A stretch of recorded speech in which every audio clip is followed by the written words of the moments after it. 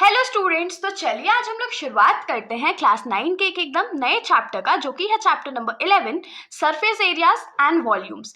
तो ये जो टॉपिक है या ये जो चैप्टर है सरफेस एरियाज एंड वॉल्यूम्स, ये आपने पहले भी कवर कर रखा है।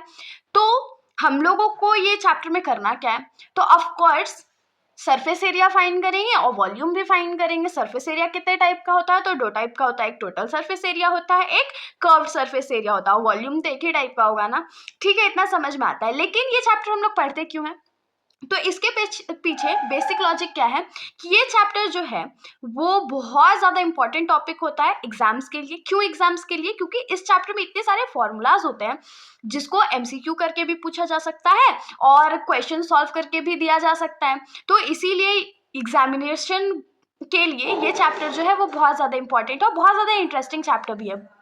तो पिछले साल तक का जो सिलेबस था सीबीएसई का, उसमें क्या था कि क्यूब और क्यूबॉइड इंक्लूडेड था, क्यूब, क्यूबॉइड, सिलेंडर। लेकिन इस बार हम लोगों को क्यूब, क्यूबॉइड, सिलेंडर के बारे में बिल्कुल भी नहीं पढ़ना है। हम लोग कौन से टॉपिक से शुरुआत करेंगे, तो कोन के टॉपिक को कवर करेंगे, स्फेयर के बारे में पढ़ेंगे और हेमिस्फेयर के बारे में पढ़ेंगे। और इन तीन फिगर्स का हम लोग टीएसए कैसे निकालते हैं, सीएसए कैसे निकालते हैं और वॉल्यूम कैसे निकालते हैं, ये हम लोगों को सीखना है। तो चलिए हम लोग शुरुआत करते हैं। तो सबसे पहले तो हम लोग जान लेते हैं कि टीएसए मतलब क्या होता है और सीएसए मतलब क्या होता है। तो टीएसए जो है वो हम लोग किसको लिखते हैं, तो टोटल सरफेस एरिया को,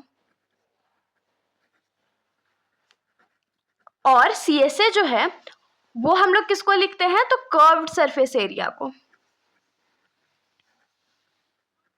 तो ये जो टीएसए और जो सीएसए है, इन दोनों में डिफरेंस क्या है, दोनों तो सरफेस एरिया ही है ना। मान लीजिए कि ये हमारा कोन है और जब हम लोग को बोला जाए कि सिर्फ ये जो ऊपर वाला पोर्शन है सिर्फ उसका एरिया निकालना है, तब हम लोग किसका यूज करेंगे, सीएसए का यूज करेंगे। लेकिन जब हम लोगों को क्वेश्चन में ये हिंट कर दिया जाए कि हम लोगों को उसका बॉटम का भी एरिया निकालना है, तब हम लोग क्या यूज करेंगे, तो टीएसए यूज करेंगे। टीएसए में हमारा बॉटम, फिर जो साइड्स है उसका एरिया और जो ऊपर है उसका एरिया सारा ऐड होता है। लेकिन सीएसए में सिर्फ कर्व्ड सरफेस, मतलब कि जो अगल बगल वाला एरिया होता है वो ऐड होता है, ऊपर और नीचे वाले एरियाज नहीं ऐड होते। तो ये तो कोन का बात था। मान लीजिए कि हमारे पास एक हेमिस्फेयर होता है। हेमिस्फेयर होता मतलब क्या, अर्थ को आधा करके देखिए वो क्या बनेगा, एक बाउल जैसा बनेगा ना, इसको हम लोग क्या बोलेंगे, हेमिस्फेयर बोलेंगे। तो जब हेमिस्फेयर में हम लोगों को सीएसए फाइंड करने बोलेगा, तो हम लोग सिर्फ इस वाले, ये जो इसका कर्व्ड पोर्शन है उसके लिए फाइंड करेंगे एरिया, तब ये सीएसए होगा। लेकिन अगर क्वेश्चन में हम लोग को बोल दिया जाए कि हम लोगों को टीएसए फाइंड आउट करके बताना है, तो टीएसए में जो ऊपर वाला पोर्शन है, मान लीजिए ये ढका हुआ है, तो उसका जो एरिया होता है उसको भी ऐड कर देते हैं। तो होप सो कि आप लोगों को टीएसए और सीएसए में डिफरेंस समझ में आ गया होगा। तो इसमें तो जो हमारा सबसे पहला ज्योमेट्रिकल फिगर है जो कि है कोन, उसके बारे में हम लोग पढ़ लेते हैं। तो जब कोन नाम सुनाई देता है तो आप लोगों के दिमाग में क्या आता है, कोन, ऐसा कोई तो चीज आप लोग देखोगे जो कोन शेप का होता होगा। कोई भी चीज क्या, बहुत सारी चीज है, आप लोग भी एक दो कमेंट करके बताइएगा, बाकी मैं तो बताती ही हूँ। तो कोन शेप का हमने क्या क्या देखा है, तो समोसा देखा है। और सबसे फेवरेट क्या होता था, बर्थडे का जो कैप होता था, पहले जब बर्थडे मनाया जाता था तो उसमें जो कैप होता था वो कौन सा शेप का होता था, तो कोन शेप का होता था। तो यहाँ पर देखिए हमारा कोन कुछ ऐसा ही दिखता है, बर्थडे कैप भी तो ऐसा ही दिखता था ना, बहुत इंटरेस्टिंग होता था उस टाइम पे। क्या कोन ऐसा उल्टा भी हो सकता है, मतलब कि ऊपर भी सर्कल हो सकता है और नीचे ऐसे स्लैंट भी हो सकता है, ठीक है। तो कोन दोनों तरह का हो सकता है। अब इसमें क्या है कि इसमें कुछ कुछ पार्ट्स है जो हम लोगों को जान लेना बहुत ज्यादा जरूरी है। जैसे कि मान लीजिए कोन में जो सर्कल है उसका रेडियस भी होगा। तो मान लीजिए कि ये हमारा रेडियस है, तो ये हमारा रेडियस हो गया और इस वाले फिगर के लिए हमारा रेडियस ये हो गया। जब हम लोग इसके पॉइंट से रेडियस को ज्वाइन करेंगे तो ये परपेंडिकुलर होगा, और ये परपेंडिकुलर होगा तो इसको हम लोग क्या रिप्रेजेंट करेंगे, एच से रिप्रेजेंट करेंगे। एच मतलब क्या हो जाएगा, हाइट। और ये जो हमारा ये वाला हाइट है, जो इसका स्लैंट पोर्शन है, उसको हम लोग एल से रिप्रेजेंट करते हैं, और एल का मतलब क्या होता है, तो स्लैंट हाइट होता है। तो इस वाले फिगर में ये जो है हमारा परपेंडिकुलर हाइट हो जाएगा और ये जो है वो हमारा स्लैंट हाइट हो जाएगा। तो अब इतना तो बेसिक्स हम लोगों को पता चल गया।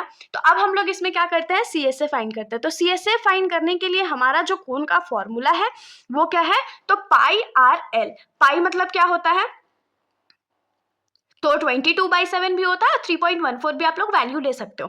रेडियस हम लोगों को क्वेश्चन में गिवन होगा, और एल मतलब कि हमारा जो स्लैंट हाइट है वो भी हम लोगों को क्वेश्चन में गिवन होगा, वरना हम लोग निकालेंगे।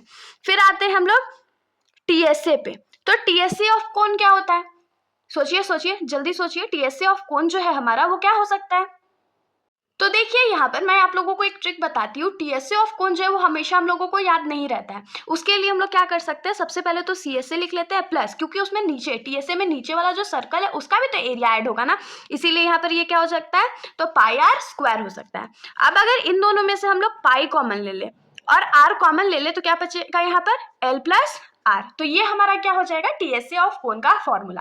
तो अगर आप लोग चाहो तो डिराइव भी कर सकते हो, वरना अगर आप लोगों को मन करे तो आप लोग याद भी कर सकते हो। और लास्ट आते हैं हम लोग वॉल्यूम पे। तो वॉल्यूम ऑफ कोन क्या होता है, तो 1/3 पाई आर स्क्वायर एच, ये हमारा वॉल्यूम ऑफ कोन होता है। अब मान लीजिए कभी कभी क्या होता है कि हमारे पास L का वैल्यू नहीं होता है। अब L का वैल्यू नहीं होता है तो उसके लिए हम लोग क्या करेंगे, तो फिगर में ध्यान दीजिएगा, ये 90 डिग्री का लाइन फॉर्म कर रहा था ना, परपेंडिकुलर हाइट था। तो अगर हम लोगों को L का वैल्यू निकालना होता है तो हम लोग पाइथागोरस थ्योरम का यूज करते हैं। पाइथागोरस थ्योरम के बेसिस पे क्या हो जाएगा कि हाइपोटेनियस का जो स्क्वायर होता है वो परपेंडिकुलर के स्क्वायर प्लस बेस के स्क्वायर के बराबर होता है। तो यहाँ पर इस वाले फिगर में अगर हम लोग ध्यान दें तो हमारा हाइपोटेनियस क्या है, L हमारा हाइपोटेनियस है। तो ये L का स्क्वायर इज इक्वल टू क्या हो जाएगा, परपेंडिकुलर हमारा क्या है, H का स्क्वायर प्लस B हमारा क्या है, तो R का स्क्वायर।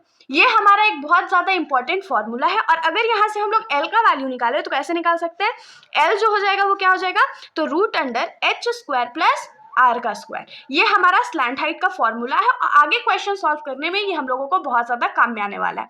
तो आप लोग भी साथ में लिखते लिखते चलिएगा। अब हम लोग अपने नेक्स्ट फिगर पे आते हैं जो कि है स्फीयर। तो नेक्स्ट फिगर हमारा क्या है, तो स्फीयर है। तो स्फीयर का क्या प्रॉपर्टी होता है कि ये पूरा गोल होता है। और स्फीयर का अगर एग्जांपल्स देखें तो हम लोग क्या लिख सकते हैं, अर्थ जो है हमारा वो स्फीयर है। उसके बाद जो हमारा बॉल्स होता है, कोई भी बॉल हो, टेनिस बॉल, क्रिकेट बॉल, जो भी बॉल है वो भी हमारा स्फीयर होता है, ठीक है। तो अब आप लोगों को हमेशा एक चीज ध्यान में रखनी है कि स्फीयर का जो टीएसए और सीएसए है वो अलग अलग नहीं होता है। स्फीयर का सिर्फ सरफेस एरिया होता है, जिसको हम लोग टोटल सरफेस एरिया बोल सकते हैं, क्योंकि वो सीएसए नहीं होता है, क्योंकि हम लोग बॉल को कट आउट नहीं कर सकते ना, इसीलिए स्फीयर का जो टीएसए है या सीएसए है वो अलग अलग एग्जिस्ट नहीं करता। वो कैसे एग्जिस्ट करेगा, तो सरफेस एरिया के नाम से हम लोग उसको जानते हैं। अब मान लीजिए कि ये हमारा स्फीयर है जिसका रेडियस r है, तो अब इसका सरफेस एरिया होगा क्या, तो सरफेस एरिया जो है स्फीयर का वो क्या हो जाएगा, तो 4 पाई आर स्क्वायर। तो 4 हमारा कांस्टेंट टर्म है, पाई का वैल्यू हम लोगों को पता होता है, वो भी तो कांस्टेंट होता है, और रेडियस जो हमारा दिया रहेगा उसको स्क्वायर कर देंगे, उसके बाद सॉल्व कर देंगे, तो हमारा स्फीयर का जो सरफेस एरिया होगा वो फाइंड आउट हो जाएगा। और अब हम लोग आ जाते हैं एकदम लास्ट वाले फिगर पे जो कि है हेमिस्फीयर। तो हेमिस्फीयर से तो समझ गए होंगे आप लोग, हेमिस्फीयर तो मतलब कि स्फीयर का ही पार्ट होगा। तो हेमिस्फीयर का डिफरेंस क्या है कि हेमिस्फीयर जो होता है वो आधे स्फीयर के बराबर होता है। आधा स्फीयर क्या होता है, अब मान लीजिए कि आपके पास एक कॉस्को बॉल है, ठीक है। अब उस कॉस्को बॉल को क्या करिए, उसको हाफ में काट कर दीजिए। तो अगर उसको आप लोग हाफ में कट कर दीजिएगा तो क्या होगा, वो 2 इक्वल पार्ट्स में डिवाइड हो जाएगा, और जो हमारा एक पार्ट बचेगा उसको हम लोग क्या बोलेंगे, तो हेमिस्फीयर बोलेंगे। एक बार फिगर से भी देख लेते हैं, ये जो कटोरा शेप का हम लोग का बनता है उसी को हम लोग क्या बोलते हैं, हेमिस्फीयर बोलते हैं, ठीक है। बॉल को कट करेंगे तो वो भी कुछ ऐसा ही दिखेगा, तो उसको हम लोग क्या बोलेंगे, हेमिस्फीयर बोलेंगे। और हेमिस्फीयर का प्रॉपर्टी क्या होता है कि उसका जो रेडियस है और उसका जो हाइट है दोनों इक्वल होता है, मतलब रेडियस ही उसका हाइट होता है। तो ये r है और ये भी r ही होगा। अब हेमिस्फीयर का जो टीएसए है और सीएसए है वो एग्जिस्ट करता है। तो हेमिस्फीयर का जो सीएसए है वो कितना होता है, तो 2 पाई आर स्क्वायर के बराबर होता है, और जो टीएसए होता है उसमें क्योंकि एक सर्कल ऊपर में ऐड हो जा रहा है ना, तो ये क्या हो जाएगा 3 पाई आर स्क्वायर। और अगर हेमिस्फीयर का हम लोग वॉल्यूम देख ले तो वॉल्यूम ऑफ हेमिस्फीयर हमारा क्या होता है, तो 2/3 पाई आर क्यूब, ये हमारा होता है वॉल्यूम हेमिस्फीयर का। और यहाँ पर मैं आप लोगों को वॉल्यूम का फॉर्मूला बताना भूल गई थी स्फीयर में। तो स्फीयर का जो वॉल्यूम होता है वो होता है हमारा 4/3 पाई आर क्यूब। याद रखिएगा कि सरफेस एरिया में आर का स्क्वायर होता है और वॉल्यूम में आर का क्यूब होते हैं दोनों फॉर्मूलाज में। तो होप सो कि ये जो इंट्रोडक्शन वीडियो था चैप्टर के लिए आप लोगों को काम आया होगा।